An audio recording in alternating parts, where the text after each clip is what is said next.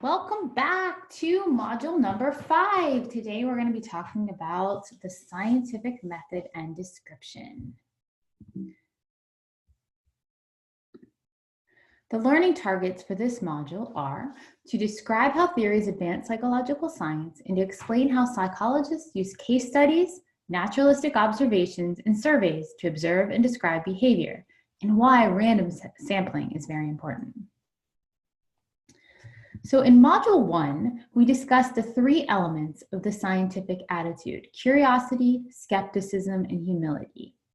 So again, we're just going to review that these main principles of science are those that let the facts speak for themselves. They are the 3 underlying components that are necessary for science. Curiosity, you need to really want to find the truth. Skepticism, scientists don't just take people merely at their claims. Scientists seek actual factual proof. Humility. A scientist has to be able to admit when he or she is proven wrong by the facts. Being able to be humble that sometimes you're wrong. It's a really big, important piece of being a scientist. So what is the scientific method? You've surely heard about it and learned about it in other classes. So psychologists use the scientific method to support their scientific attitude.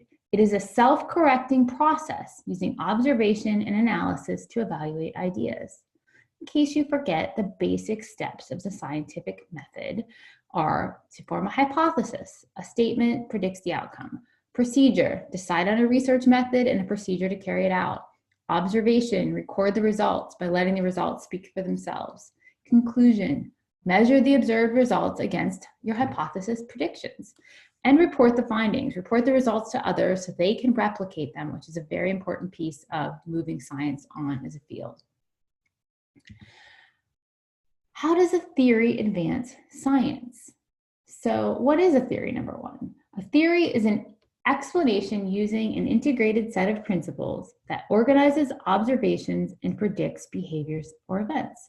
So for instance, if we observe over and over that a classmate who gets plenty of sleep is usually the one with the right answer in class, we form a principle that sleep must improve memory. That would be our own little personal theory, a principle that we're organizing based on what we've seen and what we've observed about the world. So think about, you probably have your own little theories, personal theories, that you have about how exercise is related to stress, how caffeine impacts memory, how smiling impacts mood. You might have some of these ideas already in your mind that, I have these little bit of theories about that. I find that if I drink caffeine, sometimes I'm able to remember things better. Or it might be the opposite. Or that sometimes if I just force myself to smile, it makes me feel happier. Or again, it might be the opposite, but you probably have your own little theories about each of these things. So in another term that is often used is hypothesis. And what is that? What is a hypothesis? A hypothesis is a testable prediction often implied by a theory. It's something that's testable. So for instance, to test our theory of sleep's effects on memory, our hypothesis might be that when sleep deprived, people will remember less from the day before. So that could be our hypothesis. What is the difference between a theory and a hypothesis? Well, with a theory, we're using our observations to explain behavior. With a hypothesis, we're making predictions about behavior that can be tested. So let's do a quick comprehension check. A testable prediction that drives research is known as a, or an, B, hypothesis. So what comes next? From theory to hypothesis to research. Remember, back from our discussions a few modules ago, that the rat is always right. The results of our experiment will either support our theory or lead us to revise or reject it. The rat is right. Even if we hypothesize something and it ends up that the data does not support that hypothesis, we as scientists have to understand that we have to take our results as being where the truth lies. So let's consider this hypothesis. When sleep-deprived people will remember less from the day before. What do we mean by sleep-deprived? 2 hours fewer than usual? No sleep at all for a week? How do we define what sleep deprived is? Being able to define our variables is so important as psychological scientists. How will we know someone remembers less? Less than what? Less than whom? We have to define what all of these terms mean. And that brings us to the concept that I'm going to be discussing over and over and over again throughout this course. And I actually use it a lot in my everyday life too. What is an operational definition? A carefully worded statement of the exact procedures, operations used in a research study. For example, human intelligence may be operationally defined as what an intelligence test measures. The variable would then need to be quantified. So in this instance, human intelligence would be the score on an IQ test. Okay? What could be an operational definition for sleep deprived? We could define it for our study as 2 fewer hours than the subject's normal amount of sleep. So if you typically got 8 hours of sleep, your sleep deprived state would be 2 fewer hours than your normal. Remember less. How would we operationally define that? We can compare the number of words correctly recalled after a normal night of sleep to that with a shortened night of sleep. So why is this concept of operational definition important? Well, if we specifically define what we mean by sleep loss or caffeine or smiling, so we can make sure that we're communicating the information within our study accurately. And it's important because when we're done with our study, say we find certain results or other results, other scientists will need to take that information and be able to replicate it, because that is how science builds upon itself. We can repeat the experiment precisely as it was conducted the first time. Replication is confirmation. So let's just think about these things a little bit. Plants that are exposed to music show increased growth. Well, what type of music would you play? How loud would you play the music? How long will the plants be exposed to music? What type of plants will you use? How will you measure growth? How often will you take your measurements? So you can see with just this very simple study idea, there are so many different components that you need to be thinking about and ways that you're going to need to be operationally defining your variables. Some more opportunities to think about how you could operationally define things for a simplistic study. So say you had a hypothesis that drinking ginger tea reduces hyperactivity in teens. Well, how much tea will each subject drink? What are the ingredients in the tea? How often will the subjects drink the tea? How will you measure hyperactivity? What age are the teens? Are they 13-year-olds or are they 19-year-olds or somewhere in between? Are they girls or are they boys? Have they been formally diagnosed as having attention deficit hyperactivity disorder? So many different questions we need to be thinking about. Here's another one. Eating junk food causes weight gain. Okay, how do you define junk food? Some people think of obviously candy and things like that, but other people define junk food as something like burgers. Are all burgers junk food or only those from fast food restaurants? What if they're grass-fed organic burgers? Is that junk food? What brands and products will the subjects consume? How much and how often will the subjects eat? How will you measure weight gain? What weight ranges are the subjects in at the start of the experiment? How active are their participants? Are they males or females?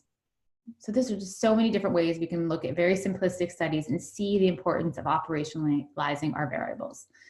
How can we test hypotheses and refine theories? Well, we can use description, which is the starting point of any research, describing information, describing what we see in the world. We could also use correlational methods, which those types of methods look at how closely two things vary together, and they help us greatly with prediction. Or we can use experimental methods, which are the only method that can actually show us cause and effect. So in the next, I believe the next module, we'll be talking more about experimental and correlational studies. But in this module, we're going to be really covering different types of descriptive methods, such as case studies, naturalistic observation, and surveys and interviews. So what is a case study? Well, it's a descriptive technique in which one individual or group is studied in depth in the hope of revealing universal principles. So a case study could be a thorough study of one person or a small group. Think of a manila folder stuffed with everything about a person: letters, written photos, researchers' notes, interviews, third grade test scores, etc. You could study that person in depth to hope that it would reveal some sort of universal principle. So a problem, of course, with case studies is that studying only one person then applying the results to all people is very risky. That person is probably likely not to exemplify all people, but case studies can be very important. Even though they can't let us make any sort of causal conclusions about things, they can lead psychologists to other more reliable types of studies. Sometimes case studies can be the first sort of starting point of research on a particular topic and lead to much greater research in the future. So how do psychologists use case studies to observe and describe behavior? So you can hear a lot about patient HM throughout this class. His name was Henry Molaison. He was known by thousands of psychology students throughout the years because he lost his memory on an operating table in a hospital in, I think it was Hartford, back in the 1950s. And he was about, I don't know, mid to late 20s. And he had suffered from epileptic seizures for many years. And so he met this Dr. Scoville, who was a neurosurgeon, who took out the seahorse-shaped brain structure that you will learn is called the hippocampus, and in an attempt to alleviate the seizures, which he did generally. And when Henry woke up, it seemed like, wow, his seizures had vanished, and it seemed like it was a successful surgery. But soon they realized that HM had serious memory loss. He'd become very amnesic, and he was unable to form new memories and actually couldn't remember certain of his long-term memories as well.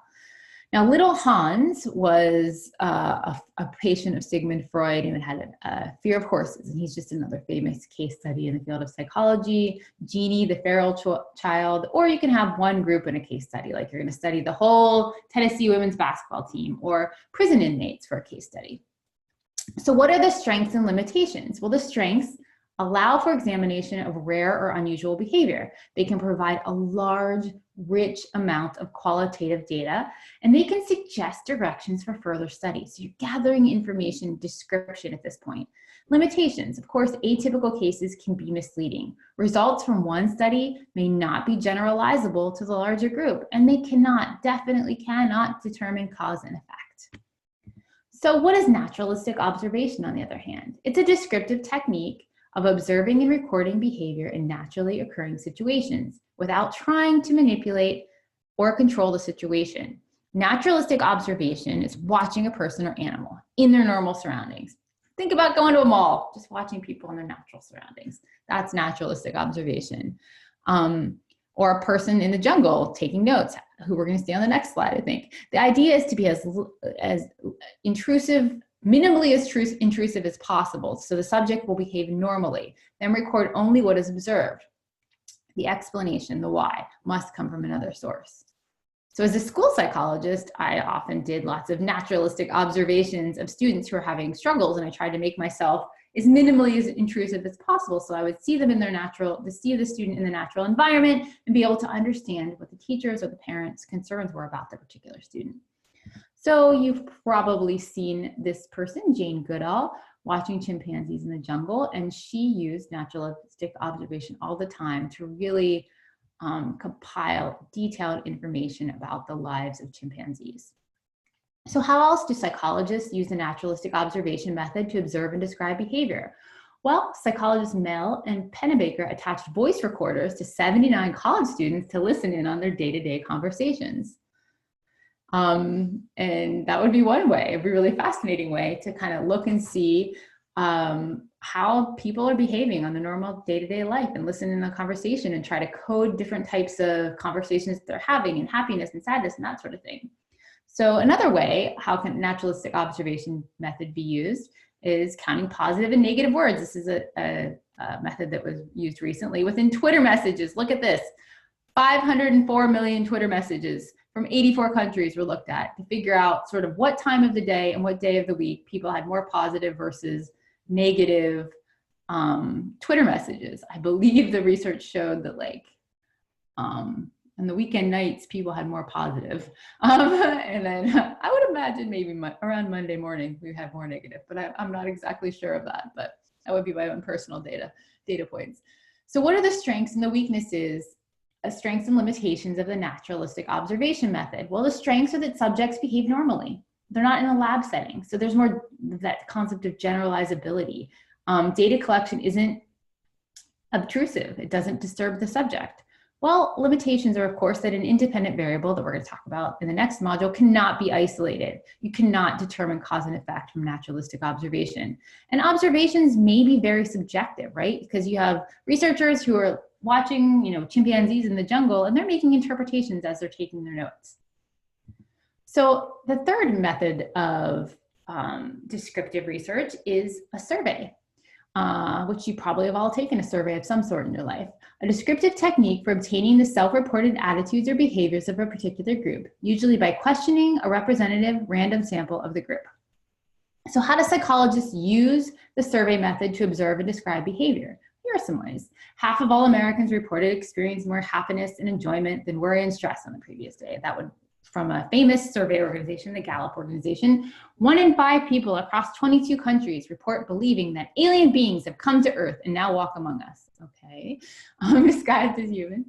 68% of all humans, some 5 billion people, say that religion is important in their daily lives. These would be all different ways that we could utilize surveys to conduct research.